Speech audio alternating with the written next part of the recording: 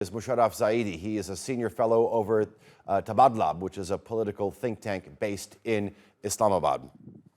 Sharaf, good to have you on the show. Okay, so here's the situation. Pakistan is being led by its largest ever coalition ever since Imran Khan was ousted from power. And it's supposed to dissolve assemblies and hand over power to an interim setup either tonight or tomorrow ahead of the next elections that are due to take place the latest by November. But why are there still concerns that the elections could be delayed? There's all kinds of serious challenges to the conduct of a free and fair election in Pakistan. Not least of them is the ongoing legal troubles that former Prime Minister Imran Khan finds himself in. I think there's a whole range of question marks about the degree to which his party would be able to participate freely and fairly in an election if it was to be held in the near future, certainly within the stipulated time period.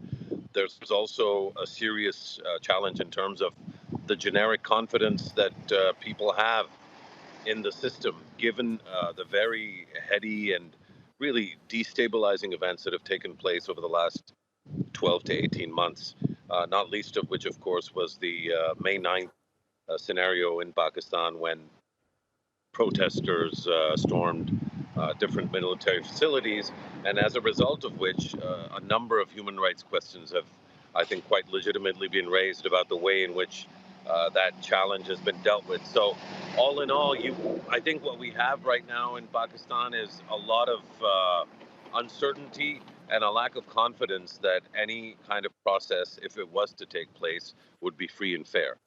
The uncertainty partly stems from Imran Khan, and you mentioned him. Let's talk about him, the jailed former prime minister. He is in jail serving a 3-year term while facing more than 100 other criminal cases in courts. He and his party deny that all the charges and blame the government and the country's powerful military of persecution. Just recently, he was the blue-eyed boy of the powerful generals, and now he's a very strong critic of them. What is his political future looking like? I think in the short term, of course, it's not looking good. But in the medium to long term, I always pray that may Allah protect all Pakistani political leaders and give them a good life and sane sort of mental status and courage to make the important decisions and to enact the kinds of reforms the country needs. As far as Imran Khan is concerned, just like Nawaz Sharif before him and Benazir Bhutto before him and Zulfikar Ali Bhutto before him, every time a political leader suffers for being a political leader, the people of Pakistan in the medium to long term end up rewarding that leader. So I think Khan is likely to have quite a reasonable and I think robust comeback in politics, but I don't see that that's going to happen anytime in the short term. That is going to be a medium to longer term scenario for him.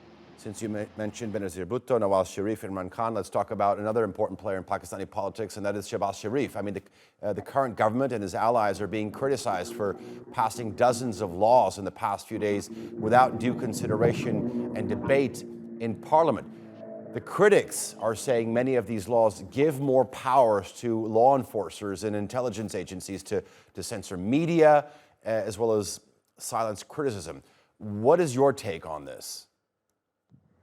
I think the laws that have been enacted in the last few days are indicative of a longer term trend, I think exhibited by this outgoing government maybe most robustly, of the deep fear that Pakistani political leaders have of taking good decisions and decisions that are going to be consistent with the will and the aspirations of the Pakistani people. These are not laws that are going to stand the test of time in any sort of reasonable future scenario.